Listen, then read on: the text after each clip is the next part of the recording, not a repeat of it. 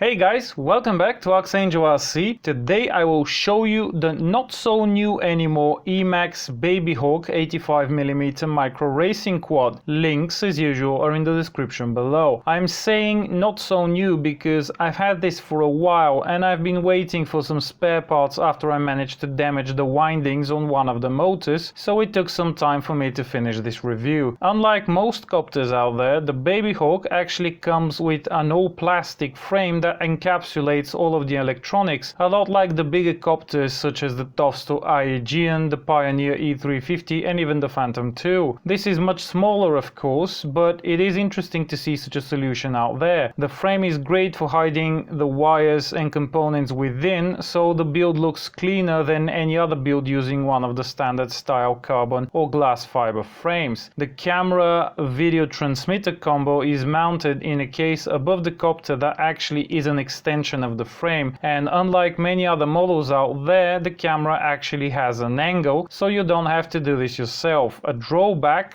is the fact that this angle is fixed and it will not be easy to make it adjustable, but it is an angle nonetheless, which makes this much better suited to faster flying than for instance the King Kong 90 GT or the FSK Vantac were out of the box. The BabyHawk comes with a standard GST connector and takes 2S batteries. I would recommend the 2S 30C 520 mAh Gens Ace packs that I've been using. They are simply amazing quality and are cheap, so you can have them by the dozens. The copter sadly does not come with a receiver option, or at least it didn't when I got it, and all of the FSK receivers I thought would fit on there were out of stock, so I opted for a Holy Broad DSM-X receiver, and since I already had the IRX4 module on my Taranis, I was confident in my choice. I then had to go through a bit more hassle to install the receiver since it is a satellite receiver and needs 3.3 volts, not 5 volts, but I got that done quickly. Binding one of these is easy enough on the part of the IRX4 module, but it does need some CLI command line work to get it done, so it took some reading before I got it to work. Of course, I didn't forget the ESC throttle calibration, and finally I was ready to go flying and see what this copter is capable of. Now, to get this switched to your frequency for your goggles is pretty easy. Standard switch, short press for channels, long press, and then short press for bands.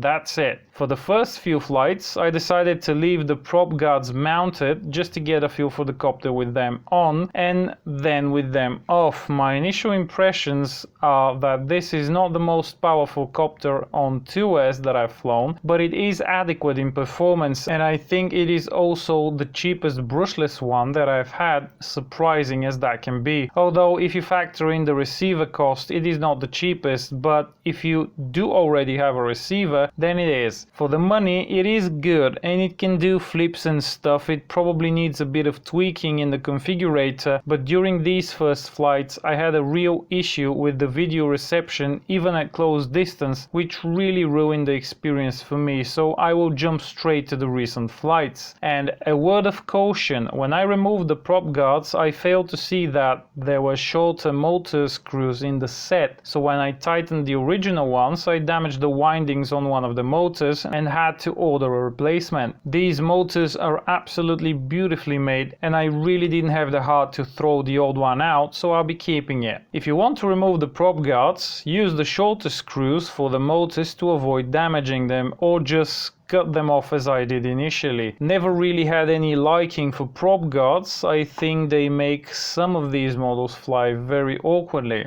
And so we come to the recent days when the BabyHawk is equipped with the new motor and I have a new antenna on the goggles. I had the remainder of the prop guards properly removed using the shorter screws. And here are the results. Can you see that wonderful vibrating image?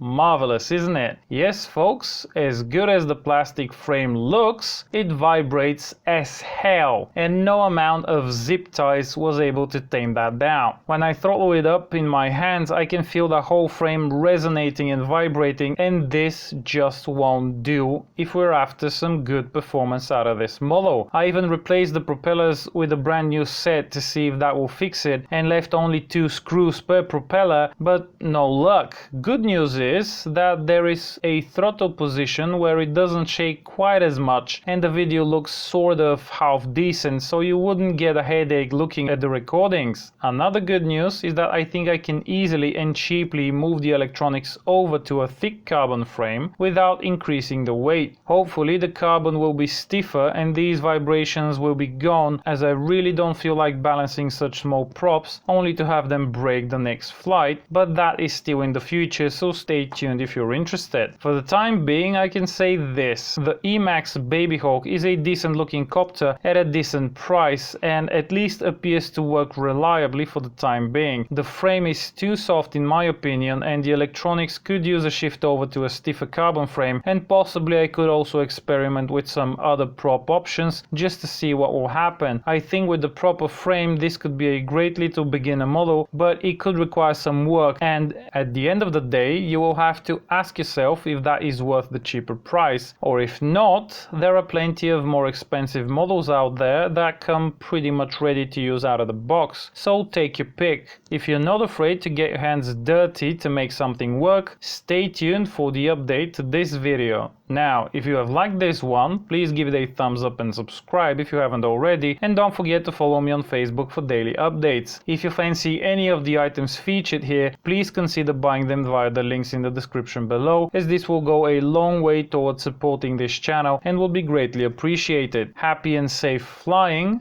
and I will see you next time.